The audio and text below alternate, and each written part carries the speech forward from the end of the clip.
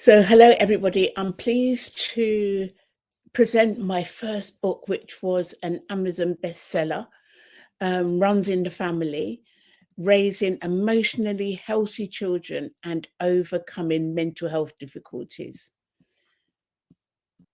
Advanced praise. I'm very happy to be International Wellbeing Ambassador for Julian Campbell Foundation. I'm pleased to be collaborating with Jacqueline, the CEO of the foundation, and have enjoyed spending time with young people promoting JCF's wellbeing movement on World Mental Health Day of 2017. I'm proud to be promoting an organization that makes such a difference in the lives of young people. I'm Taranio Jackson, although some of you may know me as Tito. When I was a teenager, my brothers and I were blessed with international fame and success as the Jackson Five after signing a record deal with Motown and releasing our first debut single, I Want You Back. At 18 years old, I was married and a dad. I'm proud I'm a proud and loving father of my sons, TJ, Taj, and Taril. Also, I'm proud to be a grandfather with all the privileges and blessings it brings. My sons are amazing and talented, and wanting to be like their dad formed 3T, a group promoted initially by my brother Michael. 3T found international success. Today, 50 years later, I'm still enjoying touring the world with my brothers, Jackie, Marlon, and Jermaine as the Jacksons and loving every minute. Children are our future. Jacqueline's book, Runs in the Family, is a great must-have for any parent or would-be parent, as it helps a reader form more loving relationships with their child. Also, through loving relationships, better communication stops barriers from growing, which is really important for any young person's development. How else are we going to find out if their smile is really a smile or an upside down frown? Also, you see that your relationship with your child can teach you things about yourself that you never really knew. So you're both learning. Through Runs in the Family, Jacqueline illustrates many examples from her own personal experiences and those from empowering and enabling young people through Julian Campbell Foundation. Her work's much needed and inspirational. It is a fundamental right of every person and every child to be able to manage their own well-being, especially in today's day and age, where there are so many distractions and experiences that can bring on mental illness if it isn't managed when the symptoms begin. We have to manage our well-being and make it a priority. And Runs in the Family benefits both the parent and the child to both prosper and grow emotionally. I recommend you to read this book and pass it on to your friends and family when you've finished it to raise a profile of our well-being movement and the importance of well-being worldwide. Now, I have a message. Now, I want to create a movement. I have a reason bigger than life itself. And that reason for playing full out to make a difference in the world through barriers that I believed I couldn't overcome is my brother, Julian. I live in hope that this book will make him proud. Introduction. Your child wasn't born with a manual. Come to think of it, neither was you. Don't you wish you had parents that understood you more? Even back then, everything was such a struggle. And these days, it's so much more complex to raise a child than ever before.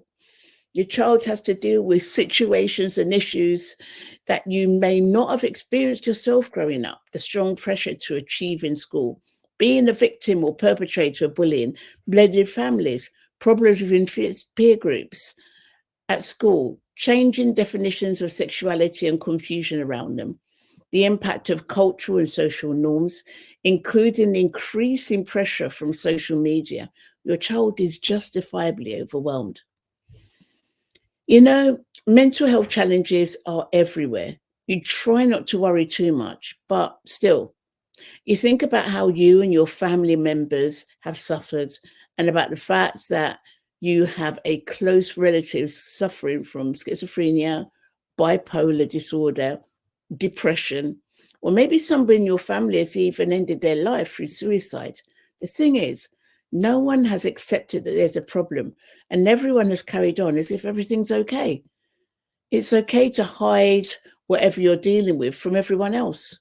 No one in your family has spoken about what happened, leaving you to deal with the bereavement and illness in your family alone.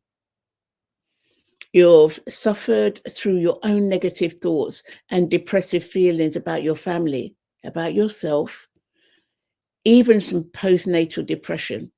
Sure, things are slightly better now.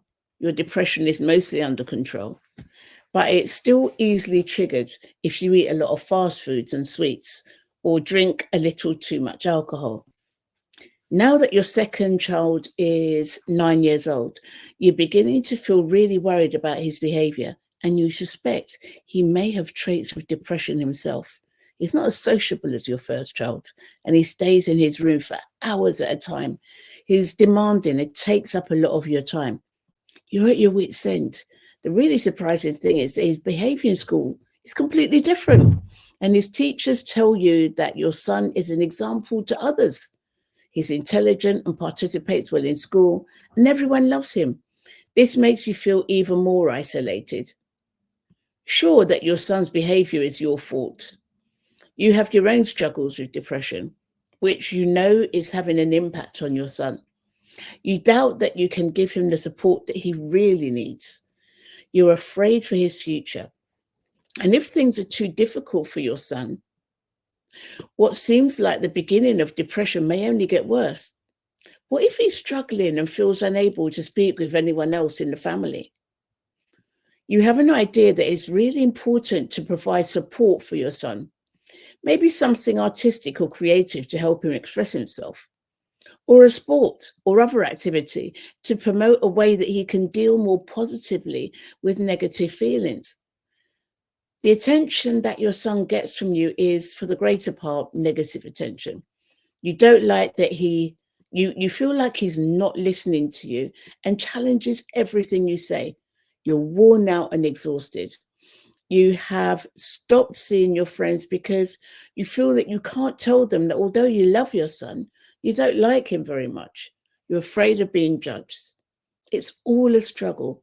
And when you go to the doctor, you don't feel supported. And there's no community groups that you feel can guide you. You don't have the peace of mind and are constantly questioning yourself. You feel completely lost. You have been checking blogs and social media, searching for the nearest community groups so you can speak with them about your difficulties and get advice on how to provide support for your son.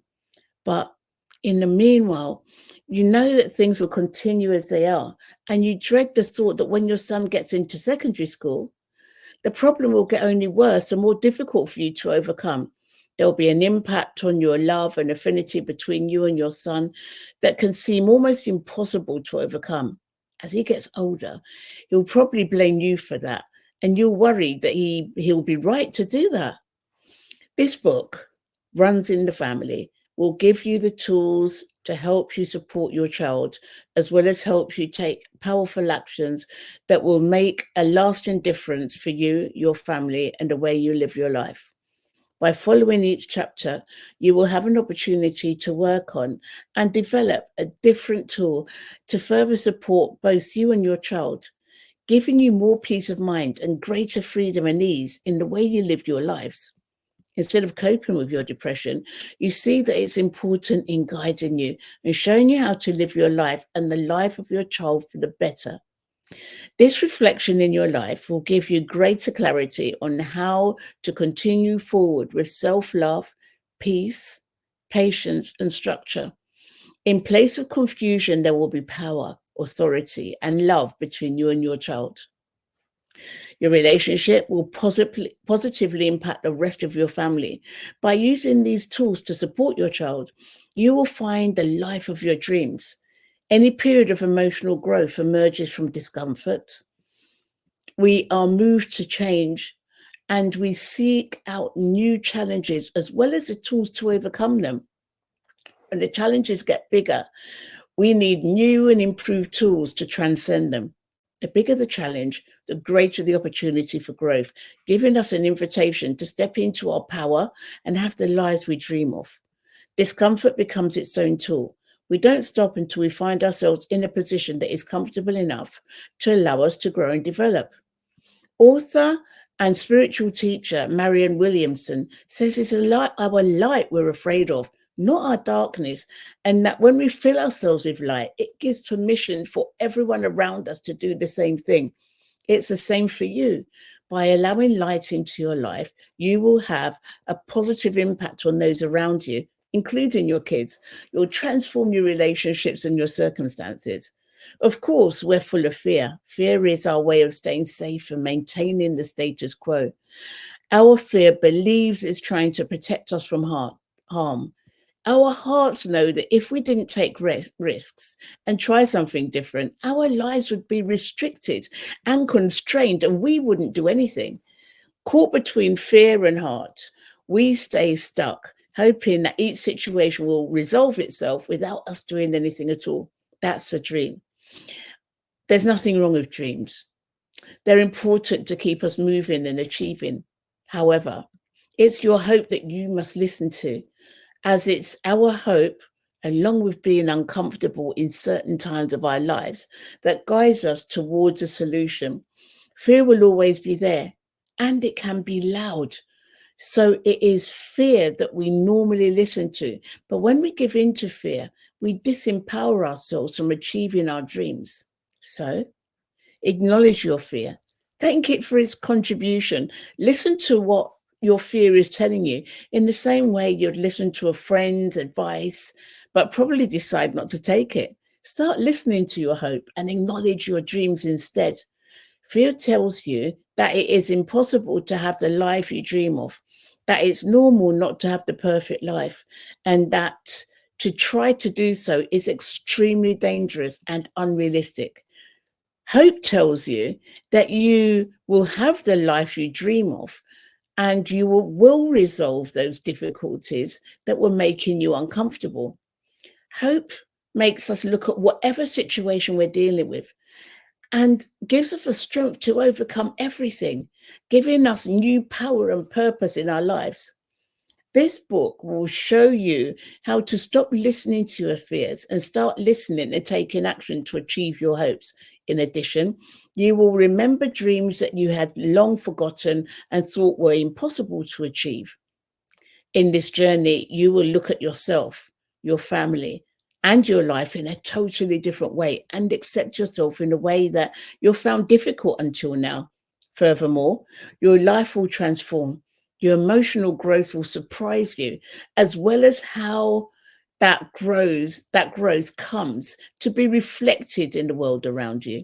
You'll see what's at the source of your emotions and why it's occurring, as if you're a victim of your surroundings. You'll start to learn, or you'll learn to start recognizing your emotions and to see that your surroundings and the environment are a reflection of those emotions. You'll see what it's like to be in your child's life and feel what they're dealing with on a daily basis. You'll take action to eliminate 3 key behaviors that aren't working for you in your life and replace them with 3 specific positive behaviors. Together, we will set up a structure that will foster emotional growth in your child and develop a closeness and respect between you. Chapter 1. What's the problem? My story.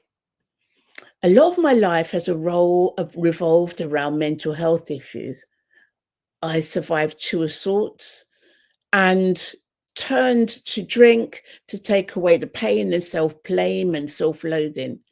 I managed to deal with and overcome feelings of depression, desperation, and sadness that had settled like a cloud over my head. My brother Julian had bipolar disorder, my mother chronic anxiety disorder, and my father depression. My brother was intelligent, talented, and a delight.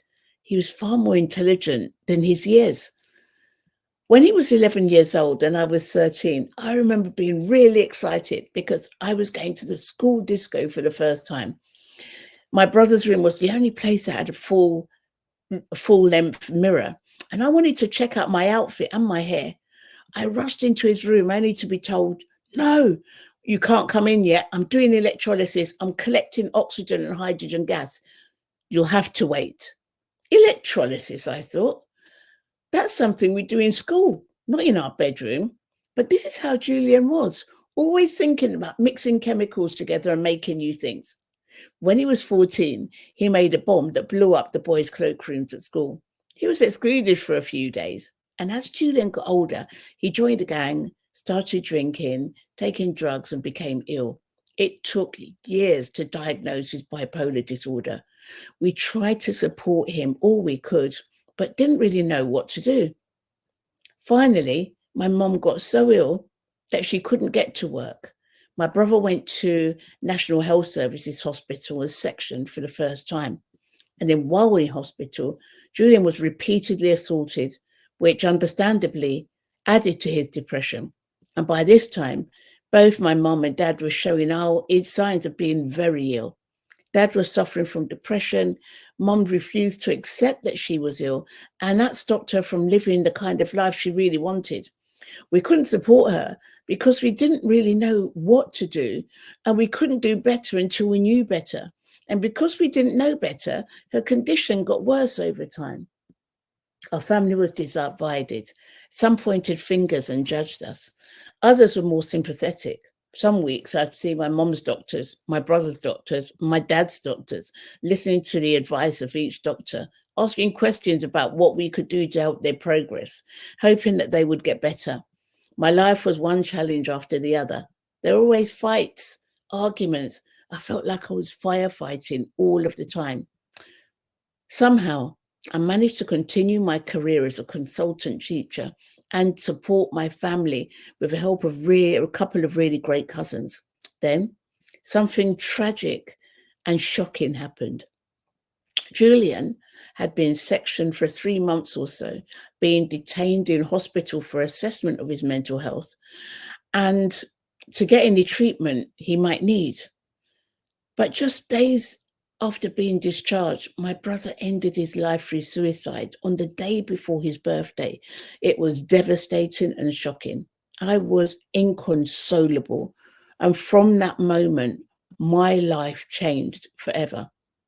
For the first weeks after his death, I spent time tracking Julian's every move before he killed himself.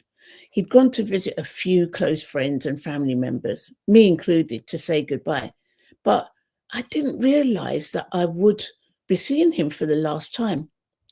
After he died, I found a telephone message he'd left for me. I listened to this message several times a day, trying to get used to the fact that I would never hear his voice again. Part of me died inside. I struggled for the first 2 years without him in my life, finding the pain of his death difficult to bear and not knowing how to continue without him. Then, 2 years after my brother's suicide, I found my purpose, and it came about because finally I was the one who fell ill, at first with depression and then with chronic fatigue disorder, or ME. I had always taken my high energy for granted, and now it had all disappeared. The good thing about this is that I had to choose what I wanted to take forward in my life. I couldn't do everything I wanted to do because my lack of energy really limited things. For this reason, I decided to focus on my charity work as it really inspired me. I'd already founded Julian Campbell Foundation, and we were supporting children and families in our surrounding communities. We're trained up mentors in the community, and these mentors were supporting the young people who had undiagnosed stress, anxiety, and depression, helping them find ways of managing their well-being. We provided support and guidance for parents too, helping them support their children and themselves emotionally. In addition to focusing on this work, I decided to spend more time with my mom, to hang out with her and get to know her again. All these years of dedicating myself to my work had taken its toll on our relationship as a mother and daughter, and I had begun to see her in her illness as a burden, something I had to do. The love and affinity had gone. I realized that I didn't know who my mom was anymore and just saw her as a sick person needing help and support. Taking time with my mom was my opportunity to get behind her illness and understand the real reason for her condition. And through doing this, I fell in love with her again and saw just how delightful she is. My career in education has been very successful. I have over 20 years of experience in education and have taught science in some of the most difficult and challenging inner city London schools. After getting excellent reviews as a teacher and manager of science from Ofsted, Office of Standards Education, Children's Services and Skills, I went into consultancy and used my knowledge to improve failing schools. I worked with many teachers and children with stress, anxiety, and depression, myself included. I saw that there was a need to support children and young people with depression, as quite often they're not shown how to manage their feelings and well-being when young. This is why at Julian Campbell Foundation, we support children and young people by showing them the skills they need to manage their well-being for life. Today, this is so important.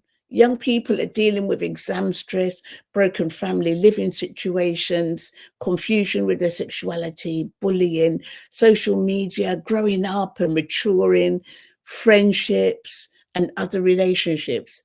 In addition to this, it is common for young people to be dealing with bereavement, if not the loss of their friends in schools, due to the knife crime epidemic in London and throughout the UK. Then through a loss of a loved one, such as a parent or a grandparent, it is not a common conversation to show someone how to deal with these powerful feelings. And because of this, 50 to 70% of adults who have mental illness had symptoms that showed up when they were children, but those symptoms were ignored, not spotted, or not dealt with very well. If each child could identify their emotion and manage their feelings, therefore, avoid stress, anxiety, or depression, can you imagine how powerful that could be for them and their lives? And when they grow into parenthood, these skills can be shown and transferred to their children. I grew up being taught that education is most important. I'm not denying that it is. My education has enabled me to get countless jobs and promotions and make a difference that's been deep and lasting. I had no idea that the children who I first met that were 10 years old would still be in my life in their 20s and 30s, and that they would share their achievements and successes with me. This is a hidden advantage of teaching with my heart and soul, with the belief that you teach your students to have a better life and to achieve better things than you have. The miracle of life. Looking at my journey over the last 10 years, it's a miracle I'm still here. There were many times in the last decade I didn't think I would get to where I am. Now, when I couldn't take another day of feeling the pain in my heart and soul, the pain of my brother dying was indescribable and like no other pain I've felt before. Completely unlike the trauma I experienced, for example, from physical assaults. My pain from being assaulted enabled me to continue for a while as if nothing had happened, largely because I smoked to numb the pain that I was experiencing. And the death of my brother was something on a totally different level. I didn't want to blot out anything or the emotions that I felt, as I felt they were the only things I had linking me to him. I wanted to feel those emotions and love him with all of my heart and soul. I remember the day of his funeral clearly as if it was yesterday. It was the last time we were together in the same room before he was buried. My beautiful and talented brother. I never thought I'd get used to the hurt and the pain I suffered. Neither could I ignore the feelings that were awakening. A part of me I didn't know. My old self died, the party lover who loved dancing through the night, and my new self who wanted to change things and make a difference in the world emerged. In a way, I was reborn, and through this miracle, I grew stronger and learned to love myself and life again. I have learned through tragedy that it is possible to re-emerge like a chrysalis and a different creature, totally transformed. Finding the way. I figured it out by realizing that I could not ignore my emotional or mental health. I was understandably focused on results of achievement of myself, my students, and the schools that I taught in, knowing that my most important job was telling the students that they could achieve whatever they wanted. But in focusing on helping others feel comfortable speaking about their health concerns and the things that were happening in their lives, I forgot about self-care. I just kept going until one day I crashed due to chronic fatigue, or ME, and my exhaustion simply couldn't be reversed, reduced, or eliminated by just a good night's sleep. For all my life, I'd taken my copious amounts of energy for granted until I couldn't even sit up in bed because it took too much energy to do that. I started listening to my body. I would rest for days or sometimes weeks at a time to store up energy in my body. I had no other choice. I was like a mobile phone that needed to top up its charge. Then I would have enough energy to do something I wanted to do. But I had to be careful and not use too much energy. Walking about, for example, would deplete my stores of energy too quickly, and then I wouldn't be able to do what I wanted to do. I started measuring my energy and emotional level at various times in the day and realized that every 2 weeks, I could go out and do something that I wanted to do, return home, and then for the next few days recharge.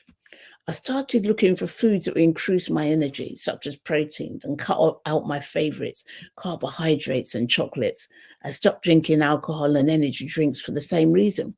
Drinking an energy drink was like making a payment using a credit card. Sooner or later, I would have to pay it back. This would mean that shortly after the energy boost the energy drink gave me, I'd experience a massive slump. Nowadays, I continue to monitor my energy and emotions to help me manage my well-being. In the case of mental health, it's as simple as being aware of my energy state and my emotional feelings. Am I excited, calm, stressed, or feeling sad?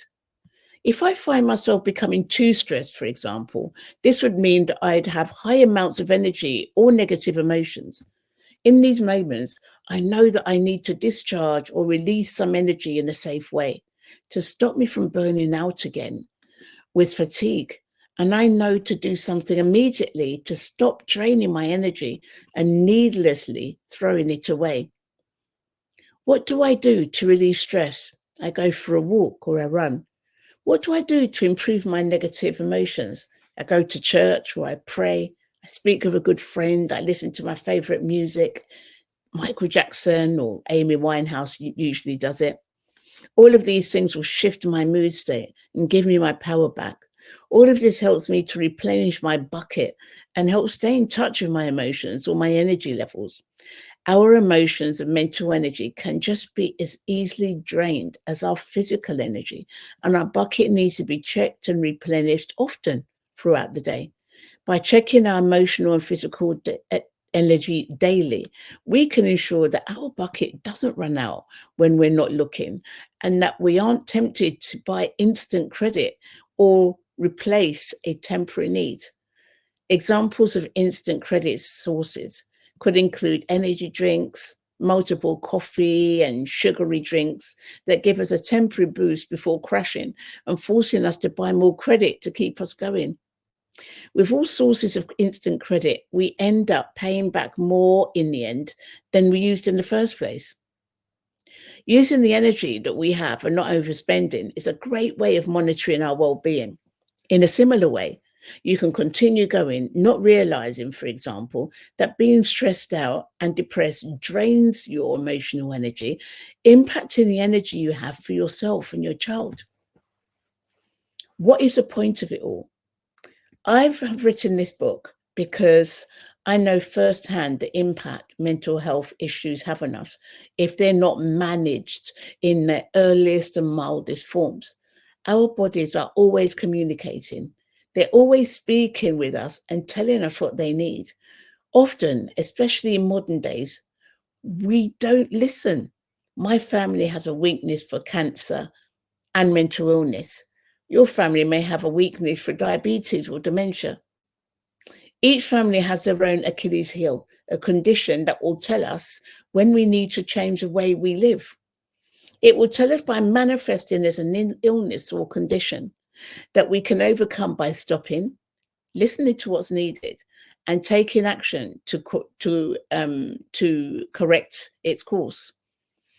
One of my young clients, 12-year-old Jimmy, used to lock himself in his room, only emerging to eat and drink. He regularly berated and blamed his parents for giving birth to him. Jim was a school refuser and had been excluded when he was 11 from secondary school for being angry and throwing a chair at a teacher.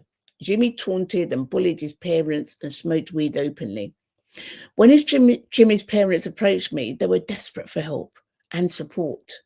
Much of their furniture was broken as Jimmy would get angry and take it out on the furniture or push the doors and walls. The father was himself on antidepressants. Jimmy's younger brother, who up until then had been the perfect child, has started misbehaving in class. In our organization, Julian Campbell Foundation mentors were trained to support young people and their families. And these mentors are people in the community who have relatives or friends that have suffered from mental health difficulties and want to make the difference, supporting young people through difficult times in their life. In addition, another mentor, along with a psychologist, supports and advises each community mentor throughout the 12-week intervention to ensure the young person receiving support or to encourage the young person receiving support to move them closer to their goals much more quickly, which happened much more quickly than if they were alone. At JCF, we train mentors who go on to support children and their families. And so in this way, we provide support for Jimmy. We provided support for Jimmy and his parents. Through working with our mentors, Jimmy learned to recognize his moods and take action. Within 4 weeks of refusing to leave the house, Jimmy went out for a walk with his mentor. Within 8 weeks, Jimmy was back in education.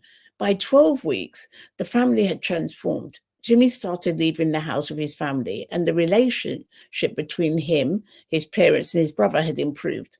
Jimmy was able to identify and manage his moods and start looking at his future with hope instead of blaming his family.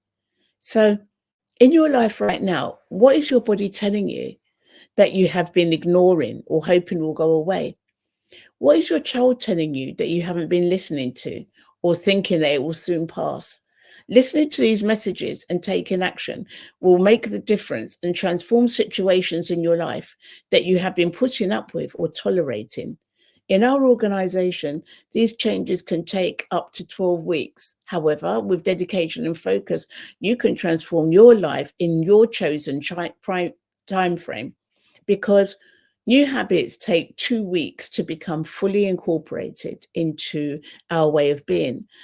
It is my suggestion that you spend 2 weeks focusing on each chapter and apply the aspects you choose to your life. Chapter 2, the big solution framework.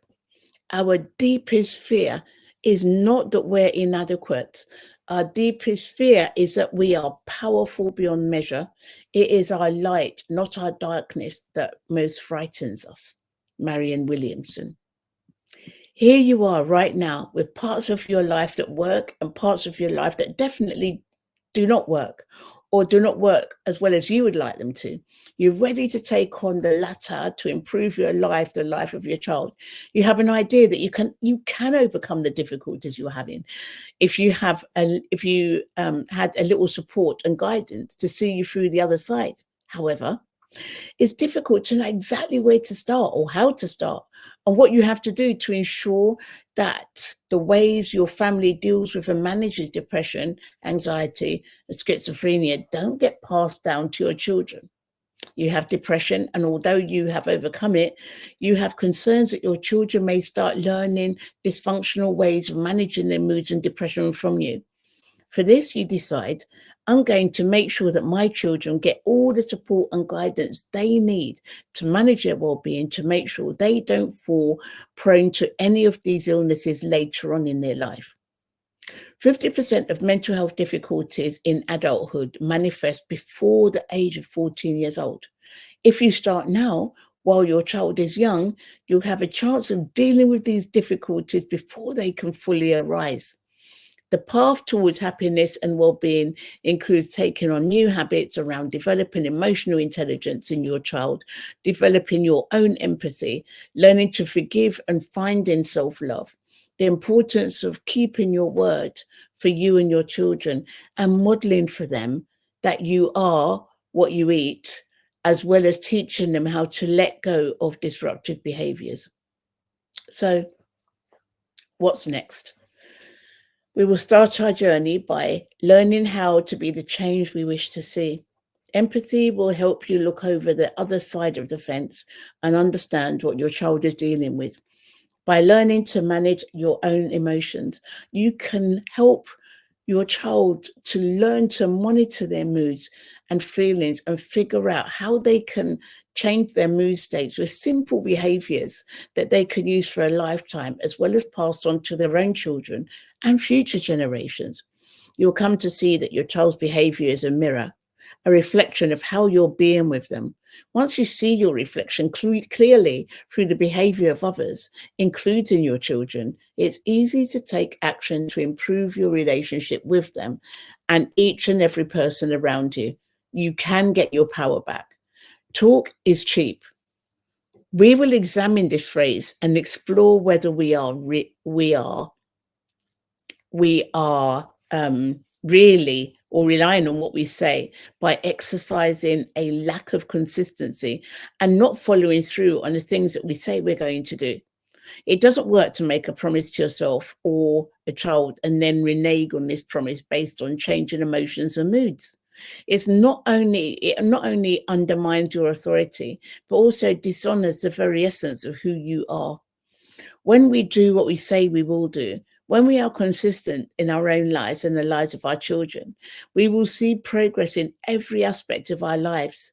Eating healthy foods, taking regular exercise, choosing actions that elevate the mental well-being and emotional intelligence, rather than those which dishonor our bodies or bring and or exacerbate mental health difficulties. Consistency is the key. As well as communicating and demonstrating what being consistent looks like to your children by setting clear boundaries and following through with consequences of poor behavior. Your child must understand that when you ask them to do something, you mean it, and that when you have clear punishments or sanctions, that when they refuse to do it, when they refuse to do as you've asked. In the following chapters, we'll walk through 7 steps to get you and your family where you want to be. In each chapter, we'll look at our lives and evaluate them from the following perspectives. Looking at the man in the mirror.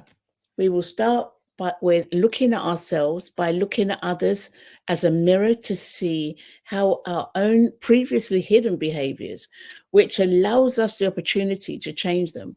We learn to get in touch with our own moods and emotions and be the change. Whose fault is it anyway? Not mine. This step shows us how to be accountable, to take charge in our lives in a way that will empower us. Where is the love? Where is our self-love? This chapter helps us to find ourselves and fall in love with ourselves again on a whole new level. It's not our fears, it's our power we're afraid of. If you've ever felt afraid, know that you can find your joy and power underneath it all.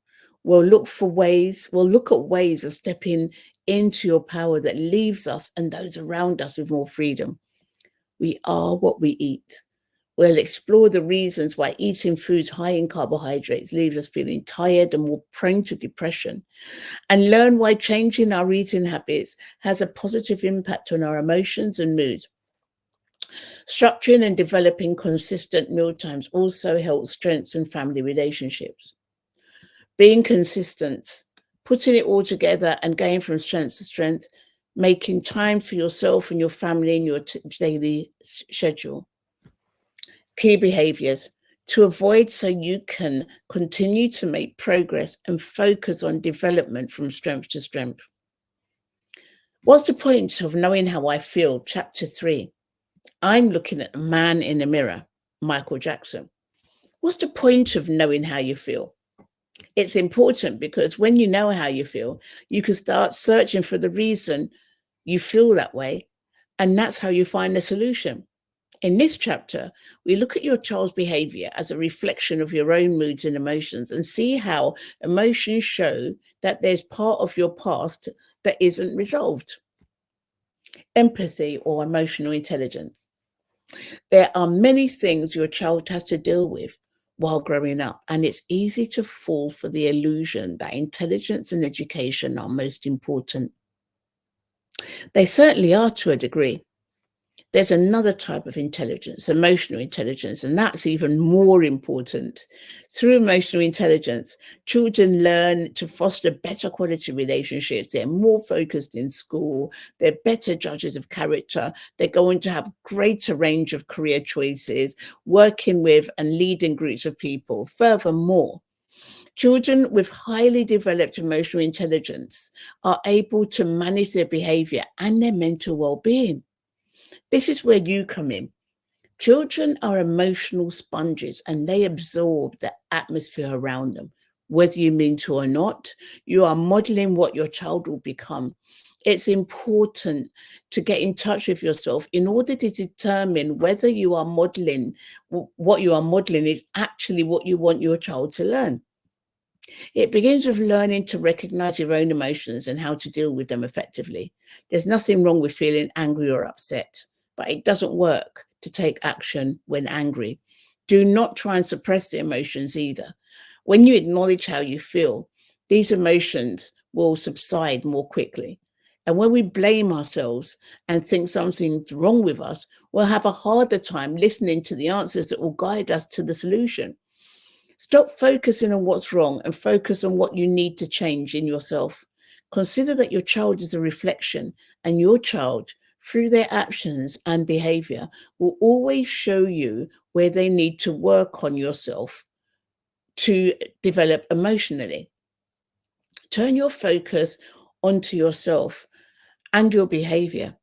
Identify and control your emotions and improve your connection with your child. How do I feel right now?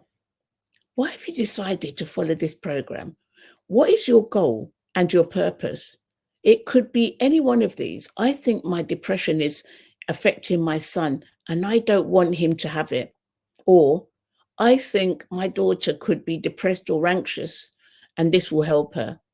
Or I want to enjoy well-being and healthy. I want to enjoy well-being and develop healthy habits to pass down to future generations of my family.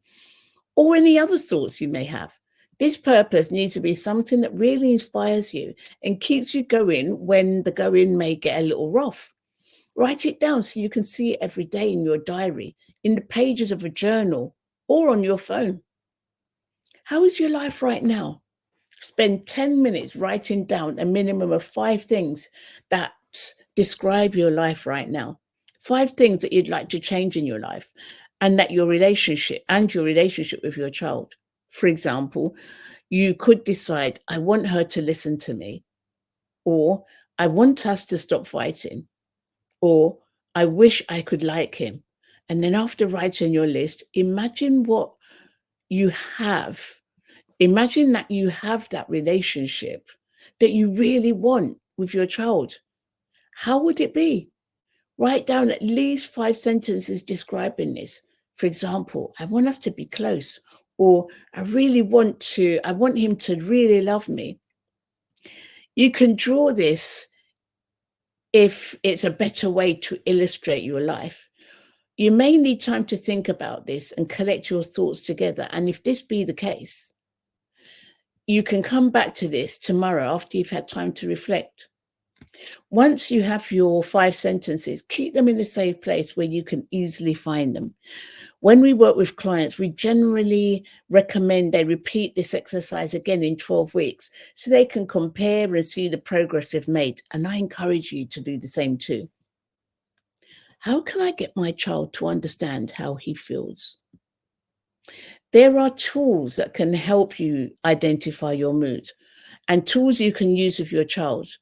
Can you imagine the advantages of identification of mood from a young one? Once a child knows how to identify what they're feeling, they're able to manage their moods, which develops their emotional intelligence. The mood meter, introduced by Jennings and Greenberg in 2009 and developed at Yale University, has been used by teachers and young people alike throughout the school day to help them identify their moods. The mood meter is a simplified version that uses color to describe each mood with one word, which is more useful for young children between the ages of 3 and 8. So, for example, the red color is associated with danger, the blue color is associated with being sad, the color green is associated with being calm, the color yellow is associated with being happy. And the mood meter uses a graph to measure how good we're feeling, or our mood on the axis going across the horizontal axis. We measure energy level on part of the graph going upwards. That's the vertical axis. Each thing we measure, how good we're feeling, how much energy we have, can be measured from -5, which would be like a really low mood or low energy, to +5, which would be really great mood and lots of energy. So let me share with you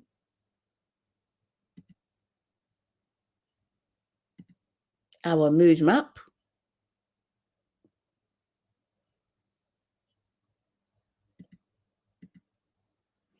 There it is there. So I'll just repeat that again. So the mood meter uses a graph to measure how good we're feeling, or our mood on the axis going across, which is the horizontal axis. We measure our energy level on the part of the graph going upwards. And each thing we measure, how good we're feeling, how much energy we have, will show what we have in that moment. So an example of high energy mood, for example, would be a high energy mood would be right high on our graph. So it will be in the yellow and the red somewhere. And an example of a mood that's not either good or bad is in the middle, like around 0. So if you can see my arrow around there. So if we had around the same level of energy and we're feeling in a rubbish mood, and that's a low mood, this would push us into the red section of the mood meter, making us anxious, worried, stressed. And then on the other hand, if we had the same amount of energy and we're feeling really positive, would be pumped and we'd be on the yellow side. So look at the emotions of being worried and pumped, for example. Both of them are quite high energy wise, but they're different degrees of pleasantness. So what do you do once you've identified an emotion? Jennings and Greenberg have developed 5 ruler skills to help us understand our emotions. Ruler is an acronym to help children recognize, children alpha recognize, understand, label, express, regulate their emotions. So R, recognize. How are you feeling? How do you know you're feeling that way? What kind of face would that be? So looking at the graph up there, you can see that the smiler faces are more on the yellow side, and the sad faces are more on the blue side than the red side. So first of all, recognizing where they are in the map. Understand what happened to lead you to feel this way. What happened to make you feel sad? And so label. That's the third one. What word best describes how you're feeling? Where would you put that on the mood meter? What is the name of this feeling? And then express. How would you express how you are feeling for this time and place? What else can you do when you're feeling this way? Regulate. What can you do to maintain your feeling if you want to continue feeling this way, or shift your feeling if you do not want to continue feeling this way? What would you do to help a friend who's feeling this way? And when you're feeling this way, what do you do? So these steps using the mood meter would help you start a dialogue to identify and change your mood and your child's mood. So I'm just going to take that down.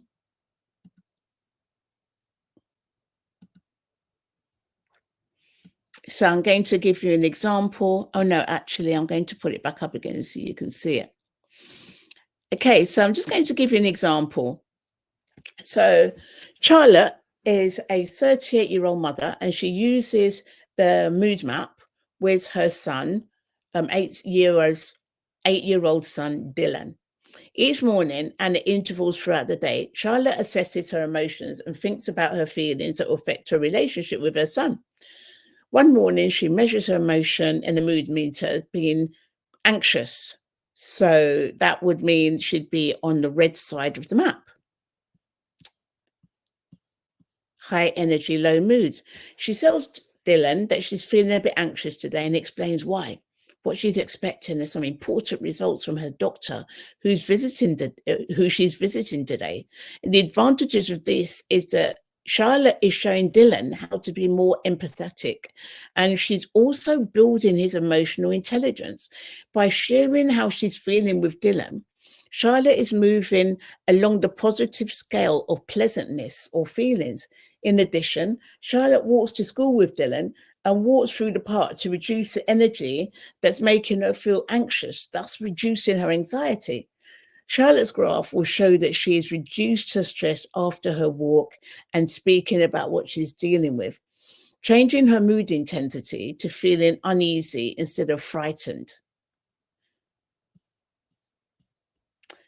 So start using the mood meter and recording your mood every morning, afternoon, and evening. Also, use a mood meter with your child at least 3 times a day for the next 2 weeks, using each of the 5 ruler skills steps. How can you start using the mood meter? We now have the JCF mood map, which you can download, and alternatively, you can get a whiteboard from the pound shop and put it on the wall in the kitchen and start plotting. The 2 mood meter graphs in the book give examples of feelings to help develop your descriptions, and you can always write to info@juliancampbellfoundation.org for us to be able to send you our mood maps so you can use them.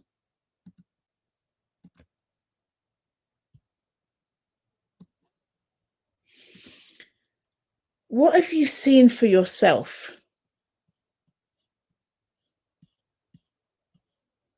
So don't forget to put these measurements in a book or a little notebook or something small that you can carry around with you, and make notes of any changes to reflect on after. Record any changes in your journal. There's also apps available on Androids and iPhones. What have you seen for yourself in the last 2 weeks? What do you do to shift your mood when you're feeling in a negative mood? For example, do you speak with a friend, listen to your favorite music, write a poem, take 10 minutes for yourself, spend time on an activity, a leisure activity, or a pastime that you love?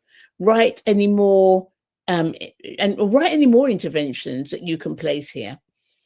So what would you do to change your energy when you're low energy? Would you drink more water? Would you go for a walk around the block, for a park, or go for a run? Take a handful of cashews or almonds, for a boost of protein and magnesium, have a nap or have an early night, listen to your favorite tune.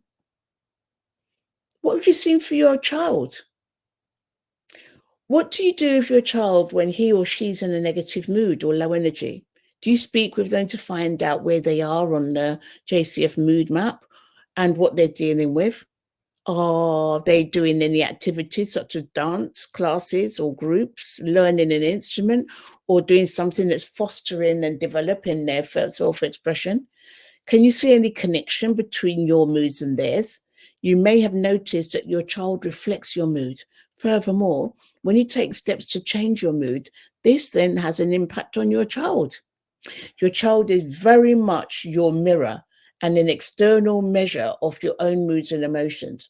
Well done for taking the first step in building empathy in yourself and your child. In the next chapter, we're going to look at how we can develop our skills of empathy by looking at the crucial ingredient, being responsible, and how this will further empower us. Chapter 4, Rules for Peace and Harmony. There's nothing enlightened about shrinking so other people won't feel insecure around you. We are all meant to shine as children do. Marianne Williamson. In chapter 3, we looked at our own moods and the moods of your child. You would have found out that while you are two different beings, your moods are likely very similar. Your child is your reflection and is showing you your own emotions. What does that mean? This means that essentially you are responsible. When I say responsible, I mean it starts with you. That your child's mood derives from you as its source. We have a natural tendency to blame other people for certain situations. This is our default mechanism working, and this is a normal way of thinking. Blaming someone for something that happens in our life is a way of giving away our power and remaining a victim. And when we're a victim, we feel powerless and unable to overcome the situation that we're in.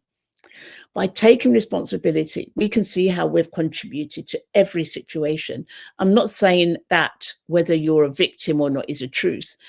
There are many truths out there. However, looking at things through a filter of being responsible is a truth that will help you take positive and bold steps in this area and other areas of your life to give you power and peace. The great thing here is that all you need to do is work on yourself and your child will follow suit. It all begins with you. In this chapter, we'll look at how all the negative emotions that you are feeling will get in the way of the love you have for yourself, and that the behavior you see in your child that you don't actually like is actually something about you or something, or again. So in this chapter, we'll look at how all the negative emotions that you are feeling get in the way of the love you have for yourself, and that the behavior you see in your child that you don't like is actually something about you that you don't like and you can't see in yourself. The good news is that when we see it in our child, we can act on that emotion, overcome it, and feel more peaceful, falling in love with ourselves and our child on a whole new level. Jem, 9 years old, was terrorizing his family when his father contacted us. His father had been working full time, but due to a work incident, had lost his job. The family was struggling financially, and Jem's father was taking medication due to a diagnosis of clinical depression. Jem spent the majority of his life, his time in his room, and wasn't engaging with anyone. When the family went out together for shopping or to do something as a family, Jem refused to go. Jem's smaller brother was well behaved and did not cause any problems. Jem's parents told us that he taunted them in their home. When his mother was in the kitchen, sometimes Jem would enter and pour spices or flour or salt into the dinner as she was cooking. One time, Jem told his father that if he smoked marijuana, it would be better than the tablets he was taking. He would regularly blame his mother for giving birth to him. However, at school, Jem was well behaved. So the parents didn't know who to speak with about the situation. Their difficulty was compounded by the fact that his parents didn't speak English and couldn't communicate their needs. They found our advert in a local Turkish newspaper. Specially trained mentors in our organization started supporting his family, along with providing a mentor for Jem in the next 12 weeks. Our mentors discovered that Jem's family existed in a climate of fear, not wanting to rock the boat for fear that one of Jem's violent outbursts would lead to more broken doors and furniture. Jem's parents were frightened, a negative mood and low energy on the mood meter. For our weekly sessions, we were invited to examine their feelings. Through our weekly sessions, they were invited to examine their feelings and talk about how they could improve their mood and increase their energy. It helped them greatly to speak with us. In turn, we provided them with the support they needed to set up a framework for Jem to follow, a framework of discipline in which there were clear, strict boundaries and consistent consequences for going beyond them. We also taught Jem's parents to communicate in low, calm voices. Over time, the climate of fear became an atmosphere of hope. Jem responded well to his mentor, and they started leaving the house and going for walks, something that Jem hadn't done in the last year.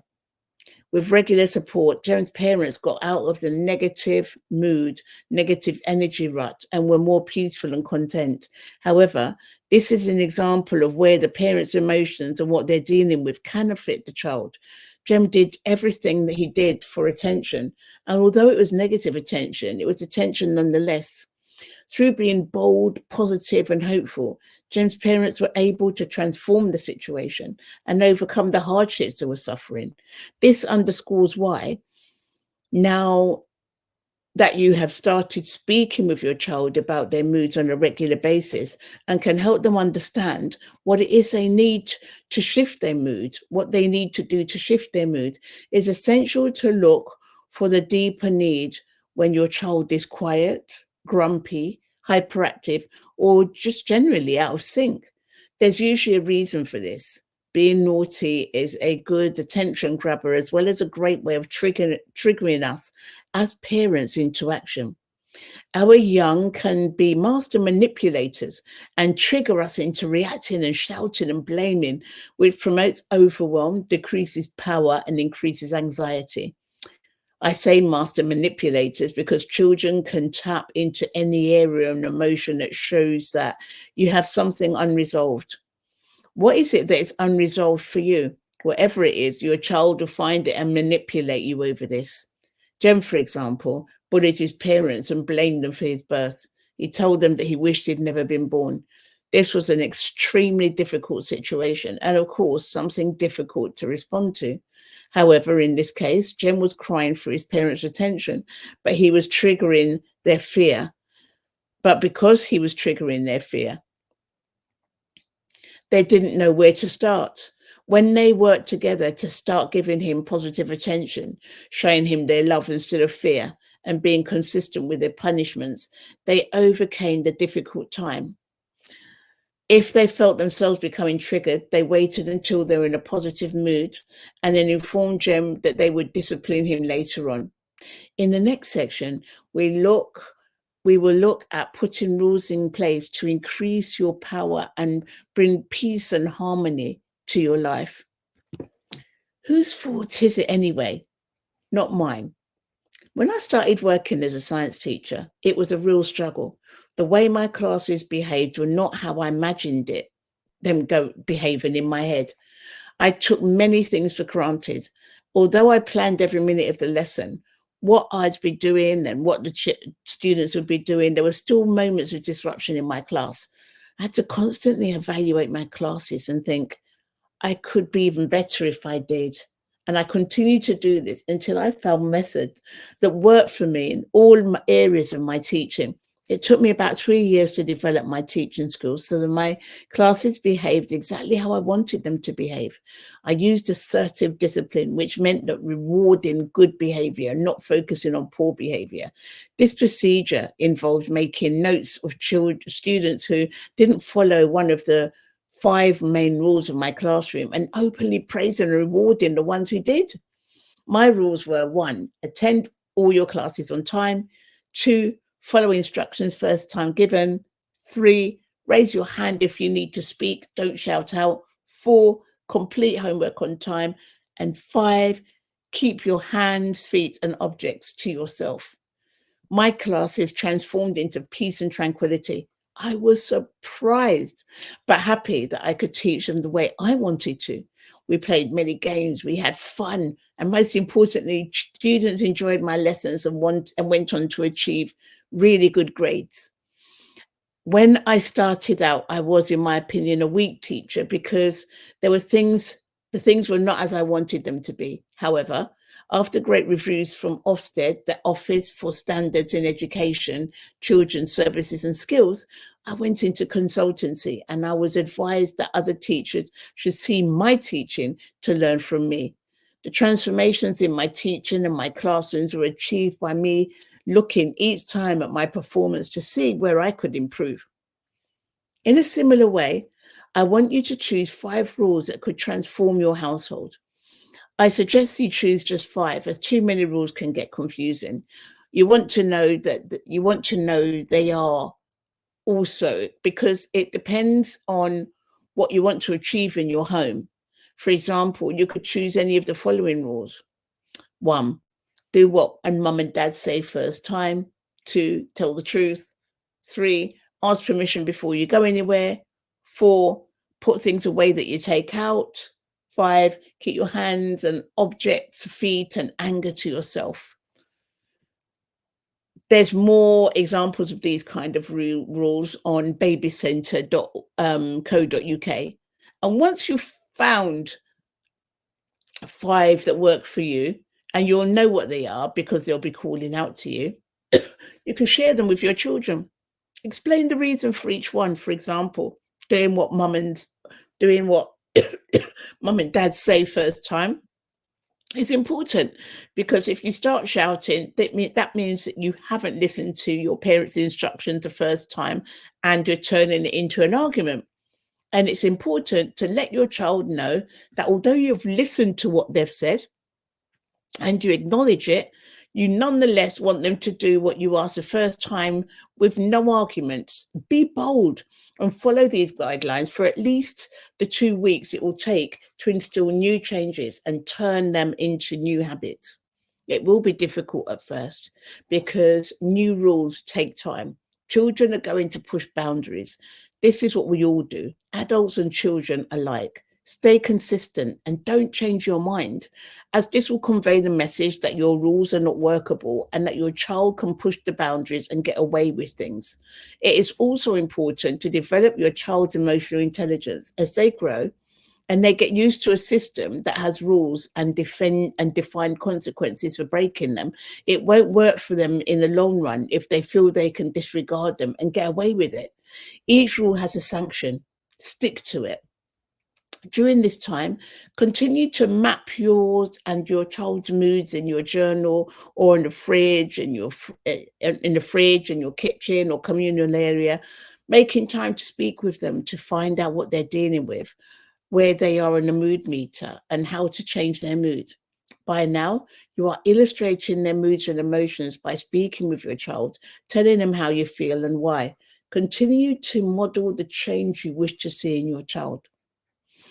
One of our mentors and I were supporting a teenager and her family in enforcing rules and upholding sanctions. Samantha, 15, had been excluded from school for being violent. When we started supporting her, Samantha wasn't in school and refused to attend any centres for education to complete her studies. Samantha was staying in her room throughout the day and terrorizing her family, refusing to follow any rules that her parents made. If she stayed in the house, she would regularly stay up through the night watching films. She isolated herself, making friends online and going out to meet them without her parents' knowledge. This continued despite her parents' requests not to do this. Her parents were really concerned for Samantha's safety and didn't know how to or what to do to help her. This had a negative impact on the entire household, with arguments between Samantha and her parents, ending up in her leaving the house and disappearing overnight. We started supporting Samantha and her family. We suggested that next time Samantha got angry and started verbally abusing her family and threatening them physically, that her family tell Samantha to stop. If she continued, we recommended that they call the police and report Samantha's behaviour as disturbing the peace for the family, the household, and their surroundings. Samantha stopped the verbal abuse and left the house, coming back later in silence. This happened one more time. The final time, 3 weeks later, Samantha continued her behaviour as she had before and started getting violent along with cursing. I was with the parents who were beside themselves with all of this as I, on their behalf, made the decision to contact the police and the hospital to help us manage the situation. They turned up several hours later. By this time, Samantha was in her room. The police questioned Samantha and took her to the hospital. Samantha was only there for a few hours. She arrived around 9 p.m. and was discharged at 4 a.m. the following morning. When Samantha returned, she was a different person. We continued to mentor and support her, and her family and Samantha didn't repeat that behavior again. Her parents had warned her what they would do if she continued threatening them, and they followed it through. And because of this, the atmosphere in the household lifted as things transformed and the parents took back their power. In the next chapter, we'll look at how we can optimize peace and tranquility in our relationships by putting simple structures in place. And the next chapter is chapter 5, self-care. And I'll be starting that on the next video. And self-care starts with, are we active enough? So thank you for listening to the first part of the book, and the rest of it will be on the next video. Thank you for listening.